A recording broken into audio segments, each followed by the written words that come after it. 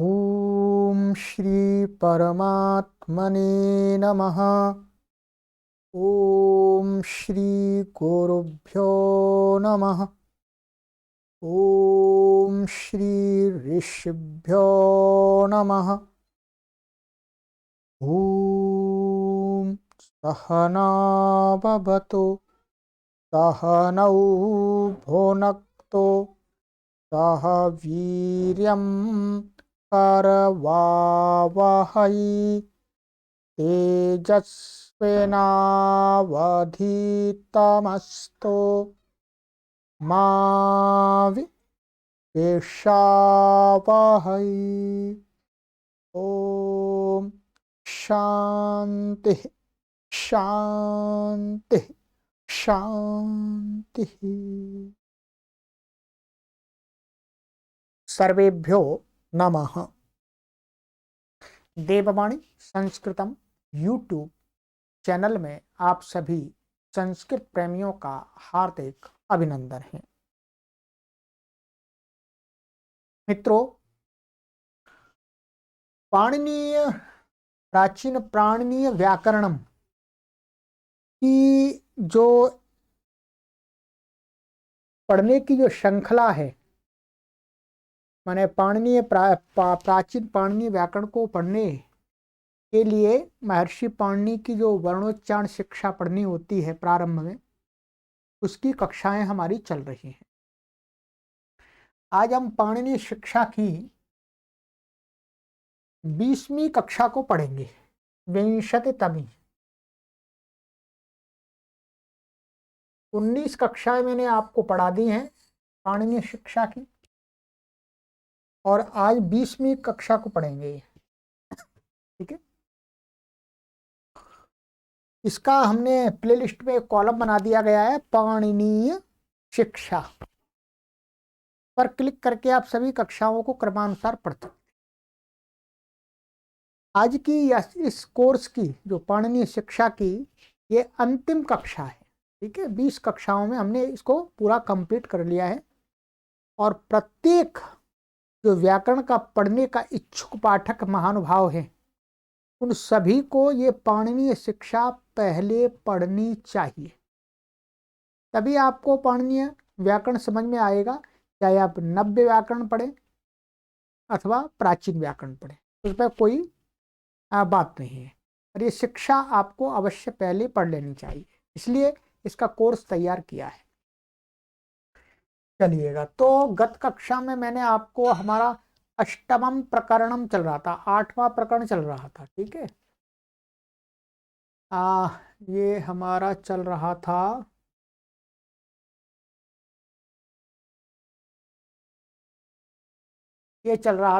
अथाष्टमम नाभितल प्रकरणम। ठीक है, इसमें हमने आपको 24 सूत्र पढ़ा दिए थे। कितने पढ़ा दिए थे? 24 पढ़ा दिए थे गत कक्षा में। ये यहां तक पढ़ा दिए थे मैंने गत कक्षा में, आपको यहां तक पढ़ाया था। स एवं प्रयत्नोभिर्निर्वृत्तः कृत्स्नः प्रयत्नो भवति, कि जो प्रयत्न है, प्रयत्न बता रहे थे, चाहे वो बाह्य प्रयत्न हो चाहे आभ्यंतर प्रयत्न हो, दोनों को प्रयत्न बोलते हैं। ठीक है, ये मैंने आपको विस्तार से पढ़ा दिया था, उस पर अब चर्चा नहीं करनी। अब इसका आगे का जो सूत्र है,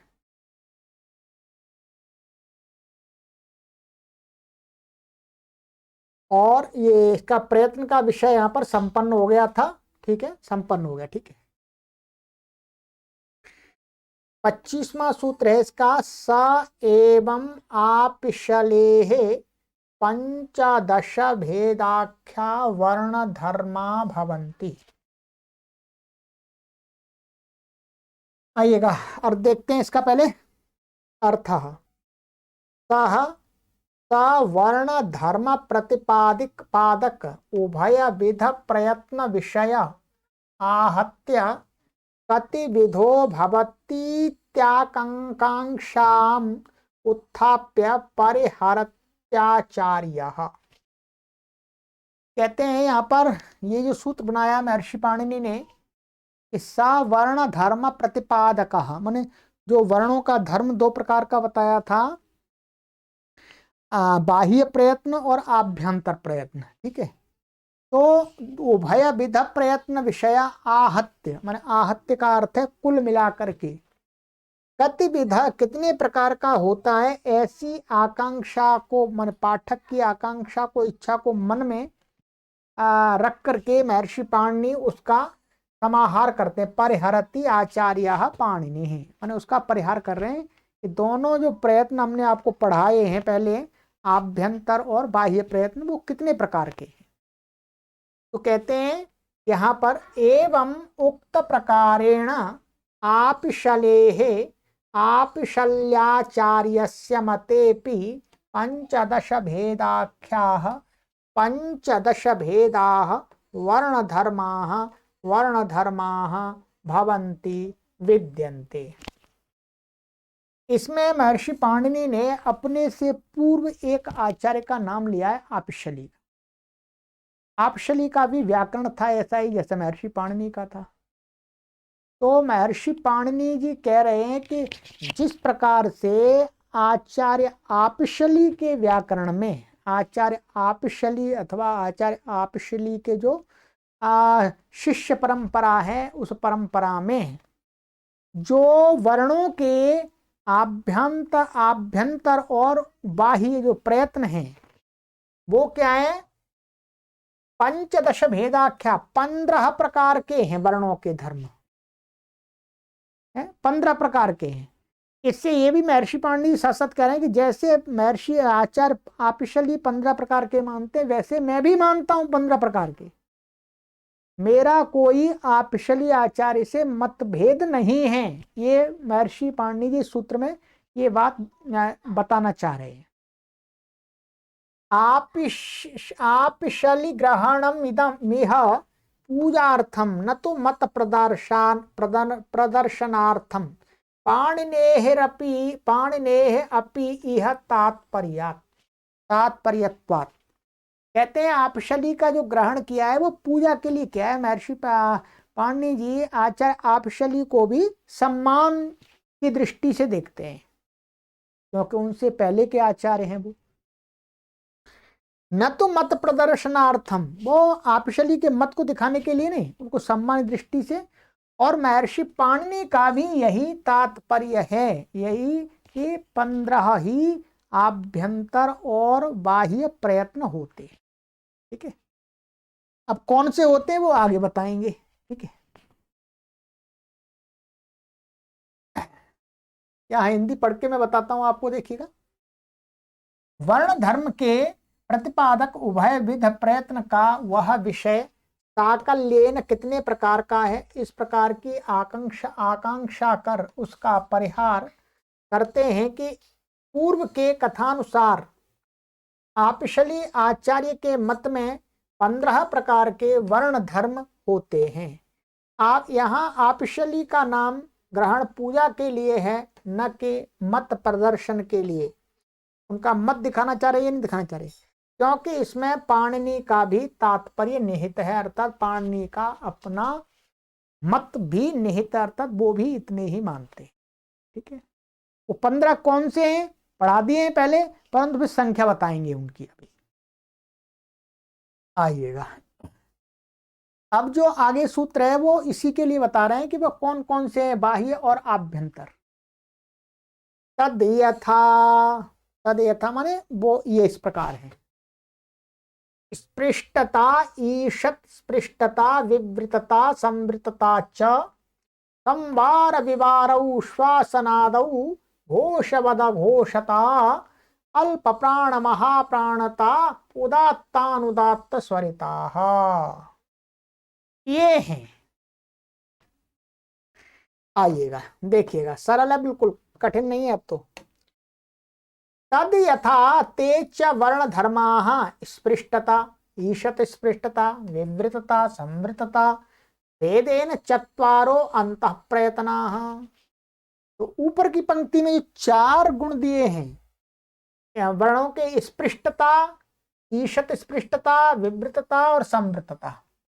ये कैसे हैं? भेद से 4 आभ्यंतर प्रयत्न है ये। अंतः प्रयत्न माने आभ्यंतर प्रयत्न सभी वर्णों के, ठीक है। 4 संवार, विवार, श्वास, नाद, घोष, अघोष, अल्प प्राण, महाप्राण, उदात्त, अनुदात्त, स्वरित, भेदेनैकादश बाह्य यत्नाः। कह रहे संवार, विवार, श्वास, नाद, घोष, अघोष, अल्प प्राण, महाप्राण, उदात्त, अनुदात्त, स्वरित, एकादश है भेद से। ये क्या है? बाह्य प्रयत्न, बाह्य यत्न। तो 11 प्रकार के वर्णों के बाह्य प्रयत्न हैं और 4 प्रकार के आभ्यंतर प्रयत्न हैं, अंतः प्रयत्न हैं। कुल मिलाकर के कहते हैं आहत्य 15 भवन्ति। कुल मिलाकर के 15 हो जाते हैं। अब आपको ये बता दिया किस किस के कौन कौन से, ये आपको पढ़ा दिया है, ठीक है। आ जाइएगा। कहते हैं यहां पर वे वर्ण धर्म इस प्रकार हैं। नंबर 1 स्पृष्टता, ईशत स्पृष्टता, विवृतता, संवृतता। ये तो हो गए आपके आभ्यंतर। और बाह्य है संवार, विवार, श्वास, नाद, घोष, अघोष, अल्प प्राण, महाप्राण, उदात्त, अनुदात्त, स्वरित। अब मैं बता दिया, मैं बताया प्रारंभिक 4 अंतः प्रयत्न है, शेष 11 बाह्य प्रयत्न है। ये मैंने आपको समझा, ठीक है। चलिएगा, तो कोई पूछे कितने बाह्य और आभ्यंतर प्रयत्न कितने, तो कहेंगे 15। और आभ्यंतर प्रयत्न कितने हैं? 4। और बाह्य प्रयत्न कितने हैं? 11 मीन्स 11, ठीक है। चलिएगा, अब ये समाप्ति की ओर चल रहा है, ठीक है। 27वां सूत्र है इदानीं शिक्षा ग्रंथः श्लोकैरुपसंह्रियते। अब कह रहे हैं इदानीं माने संप्रति, शिक्षा ग्रंथ माने पाणिनीय शिक्षा ग्रंथ, अयम शिक्षा ग्रंथः श्लोकैः अग्रिम पद्यैः उपसंह्रियते समाप्यते। अब क्या है? अब इसका अंत कर रहे हैं। माने इसमें कितने प्रकरण थे, उन सभी प्रकरण आदि को और स्थान आदि को बता करके आगे के कुछ श्लोकों से अब वर्णोच्चारण शिक्षा का समापन कर रहे हैं, ठीक है। ये भी सूत्र बना दिया हमने। इदानीम अब शिक्षा ग्रंथम पाणिनि शिक्षा, कुछ श्लोकों के द्वारा आगे उपसंह्रियते माने समाप्यते, समाप्त की जा रही है। आगे श्लोक है 28वां आपका, देखिएगा। सार रूप में सारा आ जाएगा। अब अष्टौ स्थानानि वर्णानामुरः कंठः शिरस्तथा जिह्वा मूलं च दन्ताश्च नासिकोष्ठौ च तालु च। वर्णानाम उद्भव स्थानानि अष्टौ सन्ति। वर्णों के उद्भव स्थान मान उत्पन्न होने के स्थान कितने हैं? शिक्षा में 8 लिखा है। अष्टौ स्थानानि वर्णानाम, वर्णों के 8 स्थान हैं। अब गिना रहे ते च, और वे कौन से? उरः, कंठः, शिरः माने मूर्धा, ये मूर्धा, ठीक है। मूर्धा अंदर होते मूर्धा। जिह्वा मूलम, ठीक है। दंताः, जिह्वा का मूल हो गया। नासिका, और ओष्ठ से लिया है उपरितन ओष्ठ, ऊपर के ओष्ठ, पप्पा पप्पा। तालु च, और तालु। ये 8 स्थान माने गए हैं वर्णों के उच्चारण। सभी वर्णों के उच्चारण में 8 स्थान ही आते हैं, किसी में कोई है किसी में कोई है। वर्णों के उद्भव स्थान 8 हैं, वे इस प्रकार हैं। उराह छाती हो गई, कंठा कंठ हो गया, और मूर्धा आपका मूर्धा हो गया। ये ऊपर जिह्वा मूल, जिह्वा के मूल का हो गया। ऊपर के दांत नासिका, ऊपर का ओठ और तालु। ये 8 स्थान इस वर्णोच्चारण शिक्षा में वर्णों के उद्भव स्थान बताए गए हैं। वो यहाँ संक्षिप्त में आ गया एक श्लोक में। अब आ जाइएगा, अब बता रहे हैं 29वां सूत्र है आपका स्पृष्टत्वम ईशत् स्पृष्टत्वम संवृतत्वम तथैव च विवृतत्वं च वर्णानाम अंतःकरणम उच्यते। अब ये बता रहे हैं कि स्पृष्टत्वम माने स्पृष्टता, ईशत स्पृष्टत्वम ईशत स्पृष्टता, संवृतत्वम संवृतता, और तथा च और वैसे ही विवृतत्वम माने विवृतता। इत्येते माने ये वर्णानाम वर्णों के अंतःकरण माने आभ्यंतर प्रयत्नाः उच्यन्ते। ये चार आभ्यंतर प्रयत्न हैं, ये शिक्षा के द्वारा बताया गया कि इन चार को बोलते हैं आभ्यंतर प्रयत्न। क्या बताया? आभ्यंतर प्रयत्न। स्पष्ट है? अब आगे बता रहे हैं आगे, ठीक है। स्पृष्टत्वम ईशत स्पृष्टत्वम, चाहे स्पृष्टत्वम कहें चाहे स्पृष्टता कहें, एक ही बात है, ठीक है। और समृतत्व और विवृतत्व ये चार वर्णों के आभ्यंतर प्रयत्न हैं, ठीक है।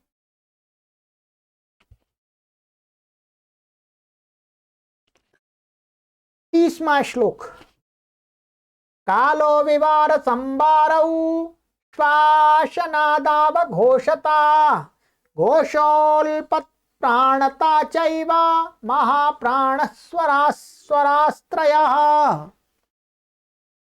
और 31वां इसी में दोनों का एक साथ करेंगे। बाह्य करणम आहुस्तान वर्णानाम वर्ण भेदिनः। कहीं पर श्लोक अनुष्टुप छंद में दे दिया, कहीं सूत्र बना दिया है सूत्र वास्तव में, ठीक है। तो कह रहे हैं कालः विवारः संवारः श्वासः नादः घोषः घोषः, ये सारे इसी में। अल्प प्राण महाप्राणः उदात्त अनुदात्त स्वरिताश्च त्रयस्वरा इत्येतान वर्णवेत्तारा आचार्या वर्णानाम बाह्य करणानि आहुः। इनको, और तीन स्वर का अर्थ हो गया उदात्त अनुदात्त स्वरित।